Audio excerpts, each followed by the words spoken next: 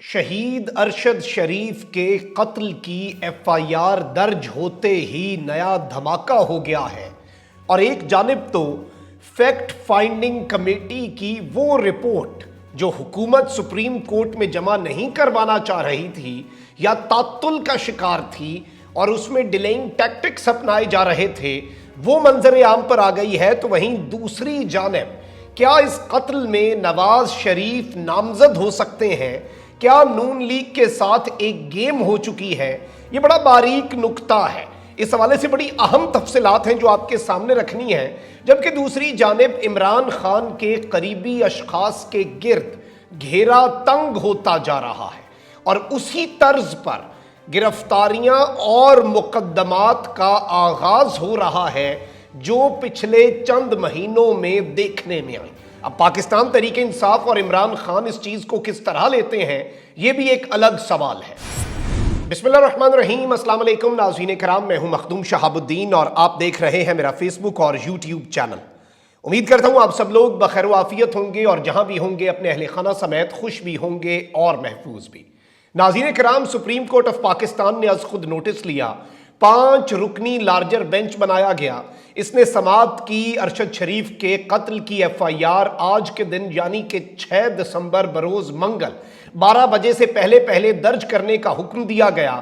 Fact finding کی جو committee کی رپورٹ ہے وہ سپریم کورٹ میں فوری طور پر جمع کروانے کا حکم دے کر سماعت کل یعنی کہ بدھ کے روز ملتوی کی گئی ہے۔ اب اس سب کے اندر ایف آئی آر تو درج کر لی گئی ہے، لیکن پولیس نے انتہائی ہوشیاری دکھاتے ہوئے ارشد شریف شہید کے لواحقین کے ہوتے ہوئے لواحقین کے بجائے سرکار کی مدیت میں ایک ایف آئی آر جو ہے وہ درج کی گئی ہے، اور اس سب کے اندر حکومت کی خواہش کے مطابق یہ ایف آئی آر ہے یا نہیں، یہ بڑا ایک نکتہ ہے جو امپورٹنٹ ہے۔ سب سے پہلے تو میں آپ کو یہ بتا دوں کہ ارشد شریف قتل کیس میں فیکٹ فائنڈنگ کمیٹی کی رپورٹ سامنے آ گئی ہے جس میں تہلکہ خیز انکشافات کیے گئے ہیں۔ فیکٹ فائنڈنگ رپورٹ میں انکشاف کیا گیا کہ ارشد شریف کو ایک منصوبہ بندی کے تحت قتل کیا گیا اور ارشد شریف کے مقدمات اور ان سے جڑے خطرات جو تھے، یعنی ان پر جو کیسز تھے، ان کیسز کی وجہ سے جو ان کی زندگی کو خطرات تھے، اسی وجہ سے ارشد شریف ملک چھوڑنے پر مجبور ہوئے۔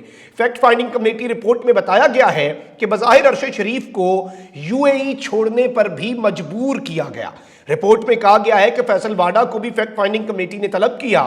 فیصل واڈا نے فیکٹ فائنڈنگ کمیٹی کو نہ شواہد دیے اور نہ ہی بیان جمع کرایا۔ فیصل واڈا بھی جھوٹے ثابت ہوئے۔ رپورٹ کے مطابق فیصل واڈا نے فیکٹ فائنڈنگ کمیٹی سے تحریری سوال نامہ مانگا، تاہم انہوں نے سوال نامے کا تاحال جواب جمع نہیں کرایا۔ فیکٹ فائنڈنگ رپورٹ کا زیادہ تر حصہ لوگوں سے کیے گئے انٹرویوز پر ملتوی ہے، جبکہ اس سب کے اندر فیکٹ فائنڈنگ کمیٹی میں ارشد شریف پر مقدمات درج کرانے والے 9 افراد میں سے صرف 2 افراد پیش ہوئے اور دونوں افراد نے اہم انکشافات بھی کرائے۔ یہ پراکسیز ہوتی ہیں نا، کسی بھی بندے کو اٹھا کے کہا کہ فلانے پہ مقدمہ درج کر دو۔ اب اس سب کے اندر انہوں نے مقدمہ درج کرانے سے متعلق سب بتایا۔ ارشد شریف قتل کیس میں فیکٹ فائنڈنگ کمیٹی کی رپورٹ میں بتایا گیا ہے کہ مقدمات درج کرانے والوں میں سے جو 2 پیش ہوئے ہیں انہوں نے اہم انکشافات کیے۔ رپورٹ میں کہا گیا کہ اے آر وائی اور ارشد شریف پر مقدمات ضابطے کے تحت درج نہیں کرائے گئے اور ارشد شریف اور اے آر وائی کے خلاف مقدمات میں حکومت کی منظوری نہیں لی گئی۔ رپورٹ میں کہنا ہے کہ ارشد شریف اور اے آر وائی کے خلاف مقدمات درج کرنے والوں کو طلب کیا گیا۔ ارشد شریف پر پاکستان میں درج تمام مقدمات قواعد و ضوابط کے خلاف درج کیے گئے، تو سوال یہ ہے کہ وہ کون تھا جو یہ مقدمات درج کروا رہا تھا؟ اب یہاں پر ارشد شریف شہید جو ہیں ان کے قتل کی ایف آئی آر درج کی گئی ہے۔ F I R S H O تھانہ رمنا اس کی مدیت میں اسلام آباد پولیس نے درج کی ہے۔ مقدمہ متن میں کہا گیا ہے کہ ارشد شریف کی میت 26 اکتوبر کو بیرون ملک سے پاکستان پہنچی تو میڈیکل بورڈ سے ارشد شریف کا پوسٹ مارٹم کرایا گیا۔ ارشد شریف کی جو پوسٹ مارٹم رپورٹ ہے وہ ان کے ورثاء کے حوالے کر دی گئی۔ رپورٹ جو ہے 26 اکتوبر کو زیر دفعہ 174 کے تحت درج کی گئی۔ ایف آئی آر کے مطابق ارشد شریف کی موت آتشی اسلحے کی گولی لگنے سے ہوئی۔ پوسٹ مارٹم رپورٹ کے مطابق ارشد شریف کو کینیا میں قتل کیا گیا۔ ایف آئی آر میں خرم احمد اور طارق احمد کو نامزد کیا گیا اور تفتیش ہومیسائیڈ یونٹ جو ہے، جو قتل کا یونٹ ہے تھانہ رمنا میں بیٹھتا ہے، اس کے حوالے کی جا رہی ہے۔ واضح رہے کہ پولیس نے شہید صحافی ارشد شریف کے قتل کی ایف آئی آر والدہ کی مدعیت کے बगैर दर्ज कर दी है, वरसा मौजूद हैं। ऐसी FIR जो है वो नॉर्मली इस तरह दर्ज की जाती हैं, अगर कोई लावारिस हो, अरशद शरीफ के अहले खाना मौजूद हैं, उनके वरसा मौजूद हैं, उनका पूरी कौम उनकी वारिस है और पूरी कौम ने ये मैसेज भी दिया, इस सब के अंदर उनकी अहलिया ने भी ये कहा है कि ये FIR हमने दर्ज नहीं करवाई, थाना रमना वाले ना ही हमारे रिश्तेदार हैं ना ही अरशद के लवाहिकीन, ये उनकी अहलिया का कहना है। जबकि माहिर कानून बैरिस्टर एतजाज एहसन का कहना है कि अरशद शरीफ की वालदा की मुद्दत में मुकदमा दर्ज ना करना गलत है। अगर तो आप सच्चे हैं, अगर तो आपको मसला कोई नहीं है, तो फिर क्या इशू है, आप इनके लवाहिकीन और अहले खाना की मुद्दत में मुकदमा दर्ज करने से क्यों डर रहे हैं, क्यों कतरा रहे हैं? खुदा का खौफ करें, ये जुल्म की इंतहा है, ये भी जुल्म है। और स्टेट के ऊपर उंगलियां उठ रही थीं, हुकूमत के ऊपर उंगलियां उठ रही थीं, मुकदमात इनके दौर में दर्ज हुए, अरशद शरीफ इनकी वजह से गए, ये वो वजूहात थी जिनकी वजह से वो मुल्क छोड़ने पर मजबूर हुए, और वही आज बने अहले हवस, मुद्दई भी, मुनसिफ भी। किसे वकील करें, किससे मुनसिफी चाहें? खुदारा इंसाफ होता कम अज कम नजर तो आए, जो हल्का फुल्का निज़ाम इंसाफ। और उम्मीद है कि सुप्रीम कोर्ट ऑफ पाकिस्तान कल इस पर उखाड़ के रखे इस्लामाबाद पुलिस को, और बरहमी का इजहार करना चाहिए ऑनरेबल चीफ जस्टिस को। ये निज़ाम अदल और निज़ाम इंसाफ के साथ मजाक किया जा रहा है। जबकि इस सब के अंदर आप ये देखें कि अरशद शरीफ साहब जो है, उनके वाले से एतजाज एहसन साहब ने भी एक बड़ी इंपॉर्टेंट बात की है, और एतजाज एहसन साहब ने ये बात भी की है कि अरशद शरीफ का कत्ल टारगेटेड और कंट्रैक्टेड ऑपरेशन था। और अगर ये इस तरह से था, तस्नीम अहमद ने लंदन में जो प्रेस कॉन्फ्रेंस की है, ऑन द रिकॉर्ड वो आदमी ये बातें कर रहा है, फिर तो इसमें वो लोग भी नामजद हो जाते हैं जिन लोगों के नाम लिए गए, उनसे तहकीकात होनी चाहिए। आप बल्कि सुने कि एतजाज एहसन साहब क्या फरमा रहे हैं।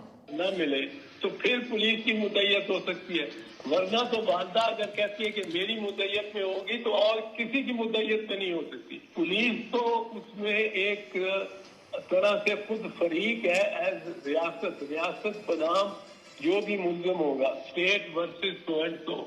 स्टेट में आती है पुलिस खुद मुद्दई स्टेट में नहीं हो सकती। पुलिस को मुद्दई वाज़े है कि ये टारगेटेड और कॉन्ट्रैक्टेड ऑपरेशन था। तस्नीम हैदर है, उसने एक जो बयान दिया है, कोई उसे मशावरत की गई या उसको ये तलकीन की गई, ये दस्तावेज है अदालत के लिए, इट इज एविडेंस कि वो बात कर रहा है लंदन में, बात कर रहा है ऑन दी रिकॉर्ड, उनको पेश करना पड़ेगा गवाह के तौर पे। मेरा ख्याल है जो मियां नवाज शरीफ साहब को सबसे बड़ी दुश्वारी आएगी वो आ रही है लंदन से।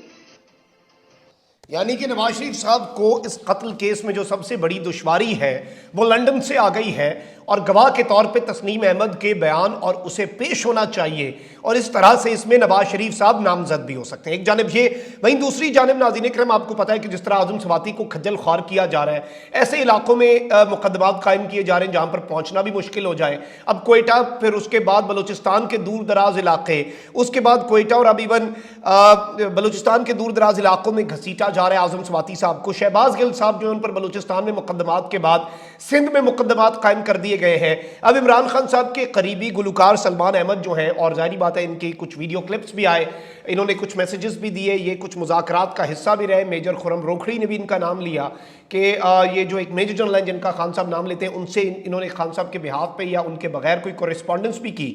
लेकिन अब यहाँ पर इन पर पुरानी बातें और पुराने ट्वीट्स की बुनियाद पर केस बना लिया गया है और FIR इनके ऊपर भी दर्ज कर दी गई है। ये इमरान खान साहब को गालिबन मैसेज है कि आपके जो करीब लोग हैं उनके गिर्द घेरा तंग किया जा रहा है, और सलमान अहमद साहब पर भी तुर्बत में मुकदमा ठोक दिया गया। तो आप इधर से अंदाज़ा लगा सकते हैं कि ये चीज़ें अब किस नहज पर जा रही हैं। वहीं दूसरी जानिब अरशद शरीफ साहब का जो केस है, सुप्रीम कोर्ट ऑफ पाकिस्तान से बहुत सी उम्मीदें जाग चुकी हैं, खुद नोटिस लिया है। उम्मीद है कि अदलिया पर जो कुछ हमारा एतबार है, हमारी आला अदलिया पर, वो बरकरार रहेगा और कौम जो है वो मायूस नहीं होगी। अपना बहुत ख्याल रखें। अल्लाह निगहबान। पाकिस्तान जिंदाबाद।